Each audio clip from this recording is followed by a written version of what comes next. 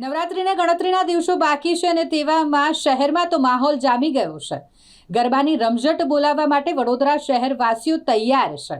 એક તરફ ગરબાના આયોજકો કે જે ખેલૈયાઓને અહીં ખૂબ જ સારી વ્યવસ્થા સાથે ગરબા રમાડવા માટે તૈયારીઓ કરી રહ્યા છે, તો બીજી તરફ ખેલૈયાઓ પણ ગરબા ક્લાસીસમાં ગરબાની પ્રેક્ટિસ કરતા નજરે પડી રહ્યા છે।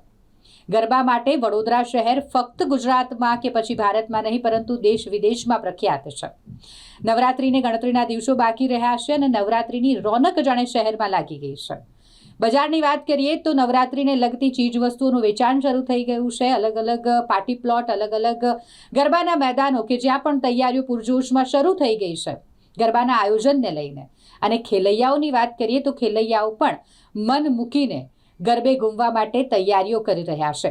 વડોદરા શહેર સંસ્કારી નગરી, કલા નગરી અને ઉત્સવ પ્રિય નગરી, અને અહીંના ખેલૈયાઓ ખાસ કરીને યુવતીઓ કે જે ગરબે રમવા માટે થનગની રહી છે, ત્યારે વડોદરા શહેરના અલગ અલગ ડાન્સ ક્લાસીસ કે જ્યાં ગરબાની ધૂમ મસ્તી જોવા મળી રહી છે, અહીં પ્રેક્ટિસ શરૂ થઈ ગઈ છે। તમામ જે ખેલૈયાઓ છે તે ગરબાની પ્રેક્ટિસ કરી રહ્યા છે। આપણા ગરબા જાણીતા છે આપણી પરંપરાને લઈને, પરંતુ પરંપરા સાથે ફ્યુઝન મિક્સ કરી અલગ અલગ સ્ટેપ આ યુવતીઓ ડાન્સ ક્લાસીસમાં શીખતી હોય। ડાન્સ ક્લાસીસમાં પ્રેક્ટિસ ખૂબ જ ઉત્સાહ સાથે ખેલૈયાઓ દ્વારા કરવામાં આવી રહી છે। અત્યારથી જ મહિલાઓ, યુવતીઓ, ખેલૈયાઓ નવરાત્રિને લઈને ખૂબ જ ઉત્સાહિત છે અને ગરબાની પ્રેક્ટિસ કરી રહ્યા છે। વડોદરાના વિવિધ ડાન્સ ક્લાસમાં મહિલાઓ અને યુવતીઓ પરંપરાગત ગરબાના સ્ટેપ્સની સાથે સાથે નવા ફ્યુઝન સ્ટેપ્સ પણ શીખી રહી છે। ટ્રેડિશનલ ગરબા, 2 તાળી ગરબા, 3 તાળી, હીંચ અને દોઢિયા રાસ જેવા ગરબાની પ્રેક્ટિસ ચાલી રહી છે। આ ઉપરાંત બોલિવૂડના ગીતો પર આધારિત ફ્યુઝન ગરબા પણ શીખવવામાં આવી રહ્યા છે, જે યુવાનોમાં ખૂબ જ લોકપ્રિય છે। ડાન્સ ક્લાસીસના સંચાલક જણાવે છે કે આ વર્ષે નવરાત્રિને લઈને લોકોમાં ખૂબ જ ઉત્સાહ છે। મોટી સંખ્યામાં લોકો ગરબા શીખવા માટે જઈ રહ્યા છે। સવારથી સાંજ સુધી જુદા જુદા બેચમાં લોકો ગરબા શીખવા માટે આવે છે। ઘણી મહિલાઓ પોતાના ગ્રુપ સાથે ગરબા શીખવા માટે જાય છે, જેથી તેઓ નવરાત્રિમાં સાથે મળીને ગરબાનો આનંદ માણી શકે। નવરાત્રિના તહેવારને ધ્યાનમાં રાખીને બજારમાં પણ ચણિયાચોળી, કેડિયા અને અવનવી જ્વેલરીની ખરીદી પૂરજોશમાં શરૂ થઈ ગઈ છે। બજારોમાં વિવિધ રંગો અને ડિઝાઇનની ચણિયાચોળીઓ ઉપલબ્ધ છે, જે મહિલાઓને આકર્ષી રહી છે। આમ વડોદરા શહેરમાં નવરાત્રિને લઈને ઉત્સાહનો માહોલ છે। ડાન્સ ક્લાસીસમાં ગરબા પ્રેક્ટિસ કરતી મહિલાઓ અને યુવતીઓનો ઉત્સાહ જોઈને લાગે છે કે આ વર્ષની નવરાત્રિ ખરેખર યાદગાર બની રહેશે। Yes, then right hand side, then again left, center and right side it goes.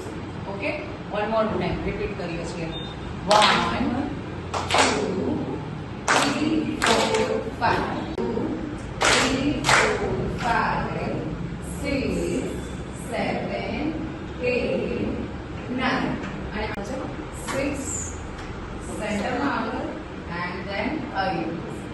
Okay, starting करिए from the bottom. Start 1 2 3 4 5 again.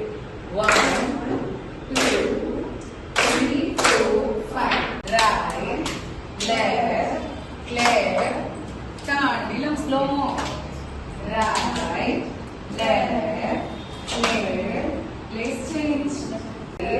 Let's change. Start. Right, left, left, let's change. 1 L V E. મારું નામ મનીષા સોની છે અને હું લગભગ 5-6 વર્ષથી ગરબા ક્લાસમાં આવું છું અને અત્યારે અમે 3 મંથથી ગરબાનું પ્રિપેરેશન કરી રહ્યા છે। ગરબા શીખવાનો મુખ્ય હેતુ મીન્સ ગુજરાતમાં છે એટલે ગરબા આવડવા જ જોઈએ એવું જરૂરી નથી, પણ માતાજીની પ્રત્યે જે આપણી ભક્તિ છે, શક્તિ છે, જે આસ્થા છે એનું પ્રદર્શન ગરબા છે। અમે ક્લાસમાં ઘણા બધા નવા નવા સ્ટેપ શીખ્યા છે, જેમ કે પોપટિયું છે, કચુકો છે, પછી 3 તાળીના ગરબા છે, પછી કપલ ગરબા છે, પછી રાઉન્ડવાળા અલગ અલગ ડિફરન્ટ ટાઈપ રાઉન્ડ લઈને રમવાવાળા ગરબા છે। એ બધા બહુ અલગ અલગ સ્ટાઇલના ગરબા, ડાકલા છે, ડિફરન્ટ સ્ટાઇલના ગરબા અમે શીખ્યા છે। નવરાત્રિની તૈયારી કેવી ચાલે છે? બહુ જ જોરદાર। એ હવે ગ્રાઉન્ડ પર જઈશું એટલે સરપ્રાઇઝલી બધાને દેખાશે।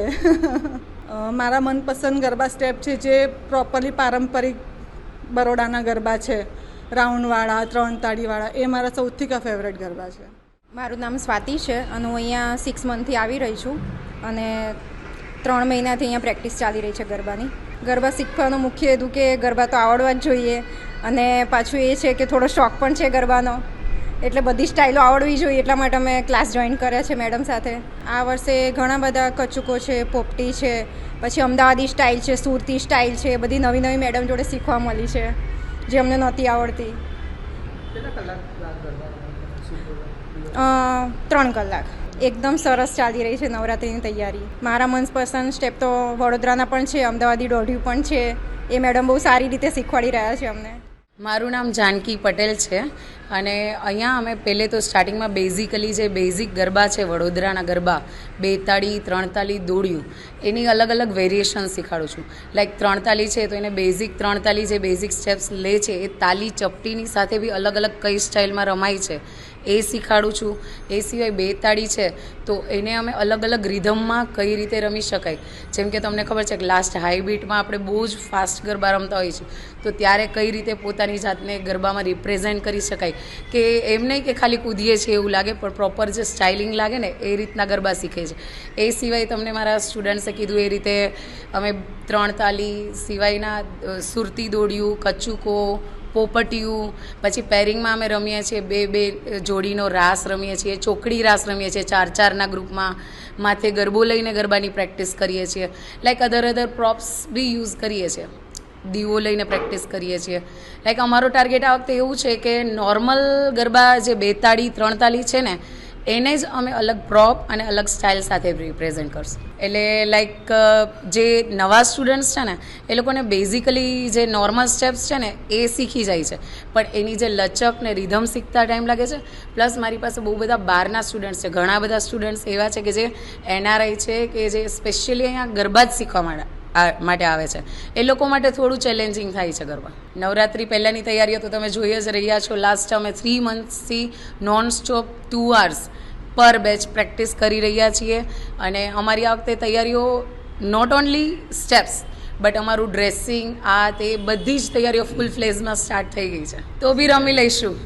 આઈ થિંક આ વખતે બધા જ અમને ઓલમોસ્ટ કહે છે કે આટલી બધી તૈયારીઓ કરો છો અને વરસાદ પડ્યો તો શું, વરસાદ પડ્યો તો બી રમશું.